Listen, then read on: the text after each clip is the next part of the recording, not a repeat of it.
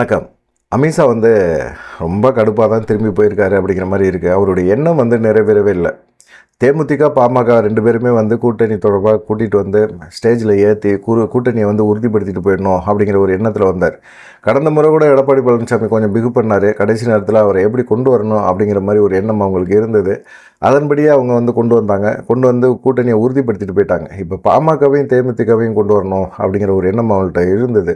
ஆனா ராமதாஸ் பிடி கொடுத்து பேசாமயே இருந்தாரு. நடுவுல பார்த்தீங்கன்னா, அன்புமணிக்கும் ராமதாஸுக்குமே சண்டை, பயங்கரமான சண்டை. இதை சமாதானப்படுத்துறதுக்கு குருமூர்த்தி போனார். ஆடிட்டர் குருமூர்த்தி, சைதை துரைசாமி இவங்கெல்லாம் போய் ராமதாஸ்கிட்ட பேச்சுவார்த்தை நடத்துனாங்க. அன்புமணி போய் பேசினார். அன்புமணிகிட்ட ராமதாஸ் பேசவே மாட்டேன்ட்டார். அப்புறமா குருமூர்த்தி என்ன சொன்னார், எப்பயுமே வழக்கமாக ஒரு சமாதான பேச்சுவார்த்தை நடத்திக்கிட்டே இருக்கும்போது அப்படியே சைடில் ஒன்று விடுவாங்கள்ல, அதே போல் அன்புமணி மீது ரொம்ப வழக்கெல்லாம் இருக்குது, சிபிஐ வழக்கெல்லாம் இருக்குது. அதெல்லாம் தூசி தட்டி எடுத்து அன்புமணி மேலே வழக்கு போட்டு உள்ளே தள்ளிடுவாங்க அப்படிங்கிற மாதிரி ராமதாஸ்கிட்ட பேசியிருக்கிறாரு. போனால் போயிட்டு போகிறான், அவனை தானே நான் மத்திய அமைச்சர் அமுக்குனேன், அவனை நானே சிறைக்கு அனுப்புகிறேன் அப்படிங்கிற மாதிரி ராமதாஸ் சொல்லியிருக்காரு. அப்படியா அப்படின்னு சொல்லிட்டு குருமூர்த்தி என்ன யோசிச்சிருக்காருன்னா, அதுக்கப்புறமா தான் அன்புமணி மூலமாக நாங்கள் கட்சியை உடைக்கிறதுக்கான வாய்ப்புகளை நாங்களே உருவாக்கிடுவோம் அப்படிங்கிற மாதிரி சொன்னாங்க. ஏற்கனவே தெரியும், அதிமுகவில் இதே போல் ஒரு சம்பவம் தான் நடந்தது. ஓபிஎஸ்ஸை கொம்பு சீவி விட்டு ஓபிஎஸ்ஸும் பார்த்திங்கன்னா ஜெயலலிதா முன்னாடி சிலை சமாதி முன்னாடி போய் தர்ம யுத்தம் நடத்தினார், தியானம் பண்ணார், எல்லாமே பண்ணார். கட்சி காணாமல் போச்சு. இன்றைக்கி எப்படி இருக்குதுன்னு நிலைமை தெரிஞ்சு போச்சு. அதே மாதிரி ஒரு சூழ்நிலை பாமகவுக்கு ஏற்பட்டுரும் அப்படிங்கிற மாதிரி குருமூர்த்தி மறைமுகமாக சொல்லிட்டு தான் போயிருக்கிறாரு. அதனால தான் அவர் ராமதாஸ் கொஞ்சம் இறங்கி வந்திருக்கிறாரு. சென்னைக்கு போனார். உடனே இப்போ சென்னையில் குருமூர்த்தியை சந்தித்து பேசியிருக்கிறாரு. விரைவில் அமித்ஷா எனக்கு நல்ல நண்பர் தான், பிரதமர் மோடி எனக்கு நல்ல நண்பர் தான், விரைவில் நான் கூட்டணி அறிவிப்பேன் அப்படிங்கிற மாதிரி சொல்லியிருக்காரு. இதெல்லாம் அமித்ஷா போன பிறகு தான் சொல்கிறாரு. அமித்ஷா இருக்கும்போது அவர் மேலே ஸ்டேஜில் ஏற்றி உட்கார வச்சு கண்டிப்பாக ஒரு பிரச்சனையை முடிச்சிருக்கலாம், கூட்டணியை அறிவிச்சிருக்க முடியும். ஆனால் செய்ய முடியல.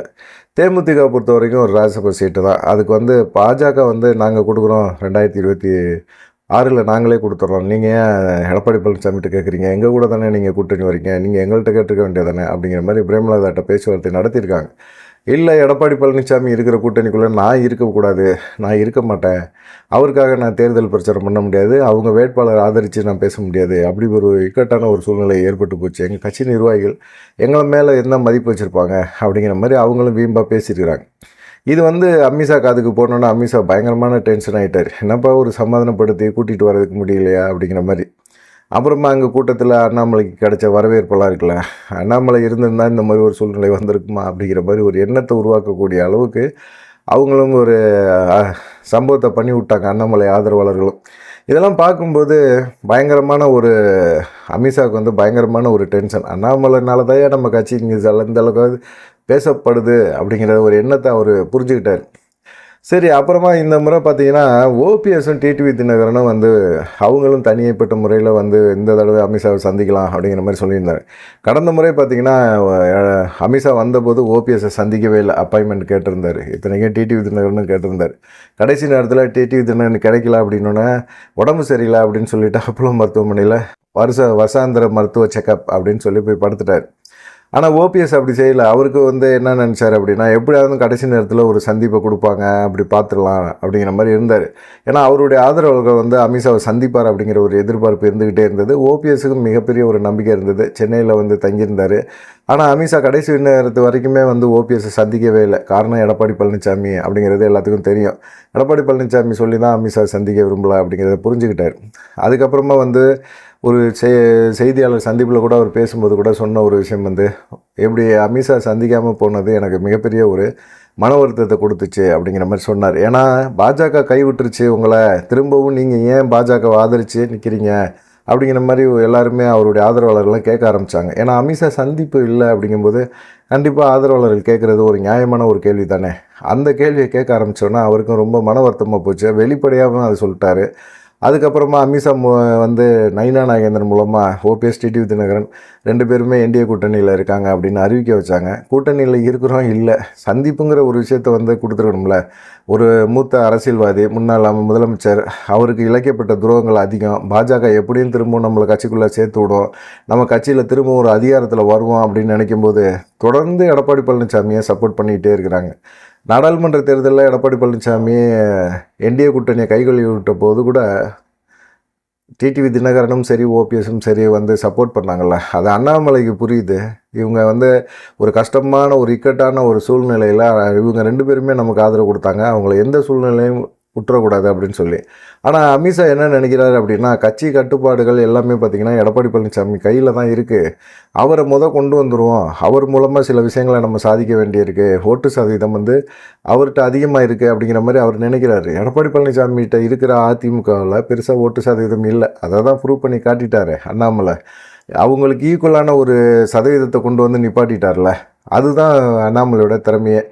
அது மூலம் வந்து பார்த்திங்கன்னா நாடாளுமன்ற தேர்தலில் எப்படி என்டிஏ கூட்டணி பாஜக தலைமையில் ஒரு கூட்டணி உருவாச்சோ, அதே போல் வந்து சட்டமன்ற தேர்தலில் நம்ம கூட்டணியை உருவாக்கி அதிமுக ஒன்றும் இல்லாமல் அழிச்சு விட்ருவோம் அப்படிங்கிற எண்ணம் தான் அண்ணாமலைக்கு இருந்தது.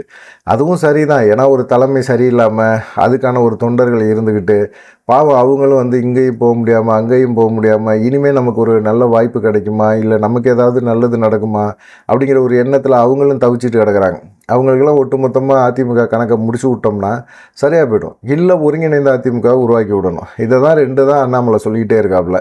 அதையும் அமித்ஷாவும் செய்ய மாட்டேங்கிறார். ஒருங்கிணைந்த அதிமுக கூட்டணிக்குள்ளே கொண்டு வரதுக்கு எடப்பாடி பழனிசாமியை மிரட்ட தெரியுதில்ல. ஒருங்கிணைந்த அதிமுக உருவாக்கலாம்ல. ஓபிஎஸ், டிடிவி தினகரன், சசிகலா இவங்களை எல்லாம் கட்சிக்குள்ளே கொண்டு போகலாம்ல. எடப்பாடி பழனிசாமி ஒத்துக்கலைன்னா எடப்பாடி பழனிசாமியை அதிமுகவிலேருந்து நகர்த்தி விட்டுட்டு ஓபிஎஸ் செங்கோட்டையன் இருக்காப்புல, செங்கோட்டையன் மூலமாக வந்து ஒரு விஷயத்தை வந்து பண்ணிடலாம்ல. இதுக்கு எல்லாருமே ஓகே சொல்லும்போது அந்த ஒரு கணக்கை போட்டு கொண்டு போயிட்டு திடீர்னு கணக்கு மாதிரி இப்படி வர்றது வந்து சரி இருக்கா அப்படிங்கிறது தான் ஓபிஎஸ் ஆதரவோட கேள்வியாக இருக்குது. என்னடா அது பண்ணுறது அப்படிங்கிற மாதிரி இருக்குது. ஒரு சைடு வந்து அதிமுக ஒரு வலுவான ஒரு கட்சியாக வந்துடக்கூடாது. ஏன்னா ஒரு எதிர்காலத்தில் பாஜகவை வந்து நிராகரிச்சிருப்பாங்க. இப்போ வந்து பார்த்திங்கன்னா ஒரு வலுவான ஒரு அதிமுகவாக இருந்துச்சு. சசிகலா, ஓபிஎஸ், டிடிவி தினகரன், எடப்பாடி இப்படின்னு சொல்லி ஒரு வலுவான ஒரு அதிமுக இருந்துச்சுன்னா பாஜகவில் இவ்வளோ சுலபமாக எடப்பாடி பழனிசாமி இழுத்துட்டு வர முடியாது. ஏன்னா ஒரு சைடு வந்து சசிகலா வந்து இப்படி சொல்கிறாங்க, ஓபிஎஸ் வந்து இப்படி சொல்கிறாரு அப்படிங்கிற மாதிரி ஒரு மனநிலைக்கு அவர் சொல்லி போயிடுவார். இல்லைன்னா பொய் சொல்லுவார். பொய் சொல்லி கூட்டணி தொடர்பான இழுபறிகள் அதிகமாக இருக்கும் அப்படிங்கிறது தான். இப்போ எடப்பாடி பழனிசாமி நல்ல வலுவாக பாஜக மேலிடத்தோட மாட்டி நிற்கிறார். அவர் மகன், சம்மந்தியோட பினாமி, எடப்பாடி பழனிசாமியோட பினாமி, மகனோட பினாமி இப்படின்னு ஏகப்பட்ட பேர் மாட்டிட்டு நிற்கிறாங்க. அதனால் எடப்பாடி பழனிசாமி தப்பிக்கவே முடியல. அதனால் கூட்டணிக்குள்ளே கொண்டு வந்து வச்சுட்டாங்க. இப்போ பாமக பிரச்சனைக்குள்ளே ஆடிட்டர் குருமூர்த்தி உள்ளே புந்துருக்கிறாரு. அவரும் வந்து இப்போ ராமதாஸ்கிட்ட பேசுகிறாரு.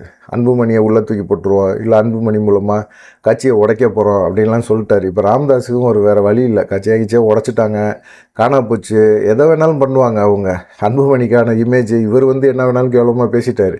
ஆனால் அன்புமணி வந்து சிறைக்கு போகிறாரு, இல்லை கொண்டு போய் போட்டாங்க அப்படின்னா கண்டிப்பாக அன்புமணிக்கான இமேஜ் வந்து பெருசாகிட்டு அவங்க எல்லாருமே யாரை திட்ட ஆரம்பிப்பாங்கன்னா ராமதாஸ் ஆதரிக்கவங்க கூட இப்படி வந்து இதுக்காக சுயநலத்துக்காக பையனே சிறைக்கு தள்ளி விட்டார் இவர் அப்படிங்கிற மாதிரி பேச ஆரம்பிச்சிருவாங்க. இது ராமதாஸோட இமேஜையும் டேமேஜ் பண்ணிடும். அந்த ஒரு பிளானோட தான் அவங்க பாஜக இருக்கிறாங்க. இப்போ ராமதாஸ் கொஞ்சம் இறங்கி வந்திருக்கிறாரு. உடனே இப்போ போய் நான் அமித்ஷாவை சந்தித்தார் அப்படின்னா அவருக்கான இமேஜ் போயிடும் அப்படிங்கிற மாதிரி ஒரு எண்ணத்தில் இருக்கார். ஒரு 3 வாரத்தில் பொறுங்களேன், ஒரு 3 வாரத்தில் வந்து நான் யாரோட கூட்டணி அப்படிங்கிறத நான் அறிவிச்சிட்றேன் அப்படிங்கிற மாதிரி அவரும் சொல்லியிருக்காரு. இந்த முறையும் பார்த்திங்கன்னா ஓபிஎஸ், டிடிவி தினகரன் 2 பேருமே வந்து அமித்ஷா சந்திக்கலை. ஆனால் ஓபிஎஸ் என்ன சொல்லிட்டாரு அப்படின்னா, நான் வந்து அமித்ஷாவை சந்திக்கிறதுக்கான நேரம் கேட்கவே இல்லை, அதனால் நான் சந்திக்கணும் அப்படின்னு ஆசைப்படல. அவரே கூப்பிட்டா நான் போகலான்னு இருந்தேன், ஆனால் கூப்பிடல, அதனால் நானும் போகல அப்படிங்கிற மாதிரி அவரும் வந்து மலுப்பெல்லாம் ஒரு பதிலை சொல்லிட்டார். ஆனால் ஓபிஎஸ் வந்து அப்பாயின்மெண்ட் கேட்டிருக்கிறாரு. கேட்டதும் அவர் கொடுத்துருக்கிறாரு. ஆனால் கூட்டணி கட்சிகள் யாருமே வரலையே, பாமக, தேமுதிக யாருமே வரலையே. அப்படி வந்தால் இவங்களையும் மேடையில் ஏற்றி வச்சு பேசிடலாம் அப்படிங்கிற மாதிரி ஒரு எண்ணத்தில் இருந்தார். இப்போ ஓபிஎஸோட எண்ணம்லாம் என்னன்னு கேட்டிங்கன்னா, பாமக, தேமுதிகவுக்கு கொடுக்குற முக்கியத்துவத்தை ஏன் ஓபிஎஸ், டிடிவி தினகரனுக்கு கொடுக்க மாட்டேங்கிறாங்க அப்படிங்கிற ஒரு விஷயந்தான் இப்போ வந்து அவங்கள பொறுத்த வரைக்கும் மிகப்பெரிய ஒரு சங்கடத்தில் இருக்கிறாங்க அப்படிங்கிற மாதிரி தெரியுது. இதுக்கு இடையில் கடம்பூர் ராஜு செய்தியாளர் சந்திப்பில் பேசும்போது ஓபிஎஸ், டிடிவி தினகரன் என்டிஏ கூட்டணியில் இருக்காங்க. என்டிஏ கூட்டணி அதிமுகவோட இருக்குது. அதனால் பார்த்திங்கன்னா ஓபிஎஸ், டிடிவி தினகரன் வந்து அதிமுகவுக்கு ஆதரவாக வந்து பிரச்சாரம் பண்ணுவாங்க அப்படிங்கிற மாதிரி அவர் பேசியிருக்காரு. இப்போ தெரியுதா, தென் மாவட்டங்களில் ஓபிஎஸ், டிடிவி தினகரன் இல்லைன்னா உங்களால் ஓட்டு வாங்க முடியாது, ஜெயிக்க முடியாது அப்படிங்கிறத உணர்ந்துருக்கிறாங்க. அதிமுக எம்எல்ஏக்கள் சிலர், முன்னாள் எம்எல்ஏக்களும் உணர்ந்துருக்கிறாங்க. அதனால் வந்து ஓபிஎஸ், டிடிவி தினகரன் அதிமுக கூட்டணியில் இருப்பாங்க அப்படிங்கிற மாதிரி அவர் பேசியிருக்காரு. ஓபிஎஸும் டிடிவி தினகரனும் வந்து உங்களுக்கு ஓட்டு கேட்டு உங்களை ஜெயிக்க வச்சுட்டு நீங்கள் வந்து கட்சிக்குள்ளே அவரை சேர்க்க மாட்டோம், கட்சிக்குள்ளே அவர் வேணாம் அப்படின்னு பேசிகிட்டே இருப்பீங்க. ஆனால் வந்து தேர்தல் சமயத்தில் மட்டும் உங்கள் 2 பேர்த்துக்குமே அவங்க 2 பேருமே வந்து உங்களுக்கு ஓட்டு கேட்பாங்க. இல்லை அவங்க கூட்டணி எங்கள் கூட்டணியில் தான் இருக்கிறாரு அப்படின்னு சொல்லி நீங்கள் போய் ஓட்டு கேட்பீங்க. அவருடைய ஆதரவாளர்கள் இல்லை அவங்க சமுதாயத்தை சேர்ந்தவங்க வந்து உங்களுக்கு ஓட்டு போட்டுருவாங்க. அப்படிங்கிற ஒரு எண்ணம் இவருக்கு இருக்குது, கடம்பூர் ராஜுக்கு இருக்குது. அதனால தான் அவர் வந்து இப்போ இனிமேல் ஓபிஎஸ் டிடிவி தினகரனை வந்து விமர்சனம் பண்ணோம்னா நம்ம நிற்க முடியாது, நம்ம நின்றாலும் தோற்று போயிடுவோம் அப்படிங்கிற மாதிரி ஒரு எண்ணத்தில் இருந்துகிட்டு இருக்காரு. ஒரு ஒரு இதை மாற்றி விட்டாங்கன்னா முடிஞ்சு போச்சு. டிடிவி தினகரன் அவருடைய ஆதரவாளர்கிட்ட திமுக ஓட்டு போடுங்கப்பா, யார் ஜெயிக்க போகிறாங்களோ அவங்களுக்கு ஓட்டு போடுப்பா, நம்ம கூட ஓட்டு போட வேணாம் அப்படிங்கிற மாதிரி சொல்லியிருந்தாருன்னா முடிஞ்சு போச்சு. கடம்பூர் ராஜெல்லாம் இனிமேல் ஜெயிக்கிறதுக்கு வாய்ப்பே இல்லை. அந்த மாதிரி ஒரு சூழ்நிலை முடிஞ்சிடும். அப்படிப்பட்ட ஒரு சூழ்நிலை ஆயிடணுன்னு இப்போ அவங்கெல்லாம் பயப்பட ஆரம்பிக்கிறாங்க.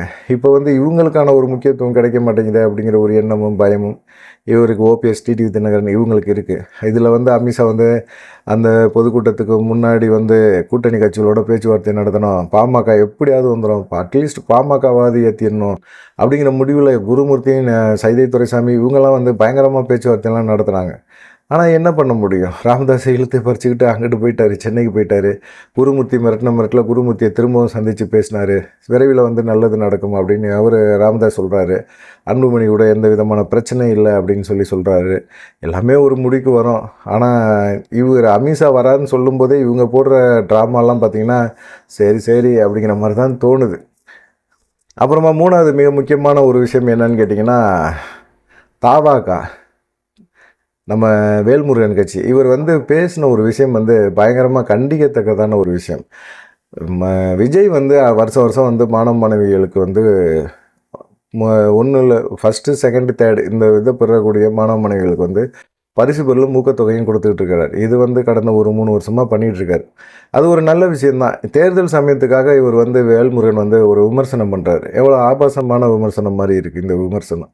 இதை வந்து யாருமே ஏற்றுக்க மாட்டாங்க. அவர் கட்சியை சேர்ந்தவங்க கூட ஏற்றுக்க மாட்டாங்க. ஏன்னா விஜய்க்கு வயசு என்ன, அது இல்லாமல் பார்த்திங்கன்னா மாணவ மாணவிகள் அந்த பசங்க, சின்ன பசங்க 10வது 12வது படிக்கிற பசங்க, இந்த பசங்களுக்கு வந்து அவங்க வந்து விஜயை பார்க்குறதே ஒரு பெரிய விஷயம். பார்க்குறாங்க, ரொம்ப சந்தோஷப்படுறாங்க. அவங்களுக்கு வந்து என்னன்னு கேட்டிங்கன்னா, விஜய் பக்கத்தில் இருந்து அண்ணா அப்படின்னு சொல்கிறது, அவங்க விஜய் வந்து அவங்க தோளில் கை போடுறதும், இதெல்லாம் வந்து ஒரு தப்பான ஒரு விஷயமா வேல்முருகன் பேசுகிறாரு. நீ ஒரு பொம்பளை பிள்ளையை வளர்த்து வச்சுருக்க, நாளைக்கு வேறு ஒருத்தனை கட்டி கொடுக்கணும், அந்த பிள்ளை கழுத்தில் ஒருத்தன் கை போடுறான், அவன் நடிகன் கழுத்தில் கை போட்டால் நீங்கள்லாம் ஒத்துக்கிட்டு அமைதியாக பார்த்துக்கிட்டீங்களே, இதெல்லாம் இப்போ மீடியாக்கள்லாம் வெளியே வருது, இதெல்லாம் பார்க்க அசிங்கமாக இல்லையா அப்படின்னு சொல்கிறேன். எந்த காலகட்டத்தில் வேல்முருகன் இருக்காரு அப்படிங்கிறதே புரியல. எந்த காலகட்டமாக இருந்தாலும் இதில் வந்து எங்கே தப்பு இருக்குது? அண்ணன் தங்கச்சி உறவு முறை, இந்த உறவு முறையில் வந்து அவங்க கை போட்டு தோளில் கை போட்டு பேசுகிறது தப்பு அப்படிங்கிறத இவர் நினைக்கிறார். இன்றைக்கி அம்மா கழுத்தில் கை போட்டு பேசினா கூட அது தப்புன்னு வேல்முருகன் பேசுவார் போல இருக்குது. அவர் அப்படி தான் இருப்பார் போல இருக்குது. இல்லை அரசியலுக்காக இப்படி பேசுகிறாரா? இது அரசியல் நாகரிகமாக கூட இல்லையே அப்படி பேசுகிறது கூட. இத்தனை வருஷமாக அவர் கொடுத்துட்ருக்காரு, அப்போல்லாம் விமர்சனம் பண்ணாதவர் தேர்தல் நெருக்க வாரத்தில் இப்படி வந்து விமர்சனம் பண்ணுறதை வந்து எப்படி ஏற்றுக்க முடியும்? அது இல்லாமல் வந்து அவர் ஒரு சீட்டுக்காக, திமுகவோட ஒரு சீட்டுக்காக விஜய் வந்து விமர்சனம் பண்ணுறதை ஏற்றுக்கவே முடியல. ஏன் அவர் கட்சியில் இருக்கிறாங்கல்ல. இப்போ விஜய் வந்து தாவேக்காரன்னு ஒரு கட்சி, தமிழக வெற்றி கழகம்னு கட்சி வச்சுருக்கிறாரு. இந்த மாதிரி ஒரு சில செயல்பாடுகள்லாம் செஞ்சிட்ருக்காரு. சரி, அவங்க கூட்டணியில் இருக்காங்களே, உதயநிதி ஸ்டாலின் வந்து சினிமாவில் நடித்தார், அவர் வந்து இந்த மாதிரி சில்மிசம்லாம் பண்ணார் சினிமாவில், அதை பற்றி ஏன் விமர்சனம் பண்ணல? கமல்ஹாசன் அவங்க கூட்டணியில் தானே இருக்கிறாரு, ராஜ்யசபா எம்பி ஆக போகிறாரு. அவர் இப்போ கடைசி படத்தில் கூட பயங்கரமான சீனெல்லாம் வச்சுருக்கிறாரு, அதை பற்றி ஏன் பேசலை வேல்முருகன்? வேறு கட்சியில் இருக்கிறவங்களையோ இல்லை தனக்கு போட்டியாக இருக்கிறவங்கன்னு நினைக்கிறவங்களையோ விமர்சனம் பண்ணுற அளவுக்கு தான் கட்சிக்குள்ளே இருக்கிறவங்களையும் தான் கூட்டணிக்குள்ளே இருக்கிறவங்களையும் விமர்சனம் பண்ணி பார்க்கணும் வேல்முருகன். ஆனால் அதை விட்டுட்டு ஒரு பாட்டுக்கு வந்து பொதுவாக விஜயை வந்து விமர்சனம் பண்ணுறது, ஹாட்டின் விட்றாரு, அம்பு விட்றாரு. அவர் சினிமாவில் பண்ணதை அவர் வந்து கொஞ்சம் நேரம் என்டர்டெயின்மெண்ட்டாக பண்ணணும் அப்படிங்கிறதுக்காக அந்த மாதிரி பண்ணுறாரு. அவர் அவ்வளோ நேரம் நின்று பரிசு பொருட்களை கொடுத்து ஒவ்வொருத்தவங்களையும் கௌரவப்படுத்திட்டு அவர் போகிறார்ல, அந்த ஒரு விஷயத்தை வந்து எப்படி வேல்முருகன் கொச்சைப்படுத்த முடிஞ்சுது அப்படிங்கிற மாதிரி ஒரு கேள்வியை வந்து கேட்குறாங்க. ஒத்த சீட்டுக்காக வேல்முருகா நீ இப்படி பேசலாமாயா அப்படின்னு சொல்லி விஜய் தரப்பு போஸ்ட் அடித்து ஓட்டுது. இவங்க பதிலுக்கு இவங்களும் வந்து என்ன செய்கிறாங்க, தமிழர்களின் பாரம்பரிய கலாச்சாரத்தை சீரழிக்கிறீங்க அப்படிங்கிற மாதிரி பேசுகிறாங்க. தமிழரின் பாரம்பரியமான கலாச்சாரத்தை என்னத்தை சீரழித்தாங்க? கோவணம் கட்டிக்கிட்டு வேஷ்டி கட்டிக்கிட்டு அலைஞ்சாங்க, அதே போல் வேல்முருகன் அலைகிறாரா? அவர் வந்து இப்போ ஜட்டி போட்டு ஃபேண்ட்டு தானே போடுறாரு. அப்போ எங்கள் பாரம்பரிய கலாச்சாரத்தை அவர் கடைப்பிடிச்சாரு, அவரும் கடைப்பிடிக்கல. அப்படி இருக்கும்போது அவர் எப்படி வந்து இது மாதிரி பேசலான்னு சொல்லி விஜய் தரப்பும் பேச ஆரம்பிக்கிறாங்க. அப்புறமா பார்த்தீங்கன்னா, இது சினிமா மாயை, இந்த மாயையிலிருந்து மக்கள் விடுபடணும், அதெல்லாம் விடுபடுறதுக்கு இவருக்கு இருந்திருக்கான்னு பார்க்க சொல்லுங்கள் அப்படிங்கிற மாதிரி கேள்வியெல்லாம் கேட்க ஆரம்பிச்சிட்டாங்க. இப்போ என்ன செஞ்சுட்டாங்க, இப்போ இவருனாலேயே வேல்முருகன் தரப்பும் வந்து பார்த்திங்கன்னா போஸ்டர் அடித்து பயங்கரமாக ஒட்டிக்கிட்டாங்க. என்ன கலாச்சாரத்தை மீறீங்க, மாணவிகள் மேலே கை போட்டு பேசுகிறீங்க, இதெல்லாம் வந்து தமிழர் பண்பாடு இல்லை அப்படி இப்படின்னு சொல்லி விஜய் வந்து ரொம்ப கேவலமாக பேசுகிற மாதிரி போஸ்ட் அடித்து ஒட்ட, பதிலுக்கு விஜய் தரப்பும் போஸ்ட் அடித்து ஒட்டுது. எம்எல்ஏ சீட்டுக்காக இப்படி வந்து போயிட்டியே வேல்முருகா, தமிழர் கலாச்சாரம் என்னன்னு கூட தெரியாமல் கிடக்குறியே அப்படிங்கிற மாதிரி பேச ஆரம்பிச்சிட்டாங்க. இது ஃபுல்லாக விழுப்புரத்தில் ஃபுல்லாக போஸ்டர் யுத்தமாக இருந்துகிட்டு இருக்கு அப்படின்னு சொல்லி சொல்கிறாங்க. இந்த 3 முக்கியமான விஷயங்களை பற்றி தான் இன்றைக்கி அரசியலில் கொஞ்சம் பரபரப்பாக பேசுகிறாங்க. அமித்ஷா வந்து கொஞ்சம் மன உறுத்தலோட, மன டென்ஷனோட போயிருக்காரு அப்படின்னு சொல்லி தான். இந்த மாநாடு நடத்துனதில் அண்ணாமலைக்கு மிகப்பெரிய செல்வாக்கு இருக்குது அப்படிங்கிறத அமித்ஷா உணர்ந்திருக்காரு. அவர் மாநில தலைவர் பதவியிலேருந்து தூக்குன பிறகும் பார்த்திங்கன்னா அவருடைய செல்வாக்கு என்ன, ஒரு தலைவன் அந்த பதவியிலேருந்து நீக்கப்பட்ட பிறகு அவர் இருக்கிறாரா இல்லையான்னு கூட கண்டுக்காத தொண்டர்கள் தான் அதிகமாக இருப்பாங்க. ஆனால் ஒரு தலைவனை வந்து கட்சி இதுலேருந்து கொஞ்சம் தலைவர் பதவியை மாற்றி கொடுத்த பிறகும் ஒரு தோளில் போட்டிருக்க துண்டை எடுத்து சுற்றிக்கிட்டு ஒரு ஆரவாரமான ஒரு கோஷம் போட்டாங்கள்ல, அந்த கோஷம்லாம் பார்த்திங்கன்னா இது வரைக்குமே எந்த தலைவனுக்குமே கிடைக்காத ஒரு விஷயம் அண்ணாமலைக்கு அந்த மாநாட்டில் பொதுக்கூட்டத்தில் நேற்று நடந்துருச்சு. அது அண்ணாமலைக்கு மிகப்பெரிய சந்தோஷம். அண்ணாமலை என்ன பெரிய ஆளா அப்படின்னு நினச்சி அதே மேடையில் உட்காந்துருந்த கட்சி சீனியர்கள் எல்லாத்துக்குமே வெறுப்பாயிருச்சு. அவர் அண்ணாமலை என்ட்ரி கொடுக்கும்போதே பார்த்திங்கன்னா நேராக போய் எல்லாத்துக்கும் கும்பிடு போட்டுட்டு தமிழிசை சவுந்தரராஜன், வானதி சீனிவாசன் எல்லாத்துக்கும் ஒரு கையை கொடுத்துட்டு வந்தார். அதுவே வந்து அவங்களுக்கு கொஞ்சம் இன்சல்ட் பண்ண மாதிரி தான். ஏன்னு கேட்டிங்கன்னா அவ்வளோ பெரிய ஆரவாரம் இருந்தது. அந்த ஆரவாரத்துக்கு மத்தியிலே அவர் ஸ்டேஜ் ஏறி ஸ்டேஜில் போய் எல்லாத்துக்கும் கை கொடுக்கும்போது அவரை வெறுத்த நபர்கள் இருக்காங்களா, அவங்களுக்கெல்லாம் ரொம்ப அப்செட்டு. என்னடா இது மனுஷன் இவ்வளோ தொண்டர்களை வச்சுருக்கிறான், இவ்வளோ தூரம் பண்ணுறான், ஆனால் இவன் வெறுப்பேற்றுறதுக்காக வந்து கை கொடுத்துட்டு போகிறானா அப்படிங்கிற மாதிரி ஒரு இறுக்கமான முகத்தில் ஒரு சிரிப்பை கொடுத்துட்டு இருந்தாங்க அப்படிங்கிற மாதிரி தான் இருக்குது. அப்புறமா வேல்முருகன், விஜய் தரப்பு போஸ்டர் யுத்தம், அப்புறமா ஓபிஎஸ் டிடிவி தினகரன் இவங்களுடைய இப்போ ஆதரவு மனநிலைக்கு வந்திருக்கிற அதிமுக எம்எல்ஏக்கள் இதெல்லாம் பார்க்கும்போது அரசியல் தேர்தல் களம் நெருங்கிருச்சு, அரசியலும் வேறு போக்கில் மாறுது அப்படிங்கிறது தெளிவாக தெரியுது. நீங்கள் என்ன நினைக்கிறீங்க அப்படிங்கிற ஒரு விஷயத்தை மறக்காமல் கமெண்ட் பண்ணிட்டு போங்க. நன்றி, வணக்கம்.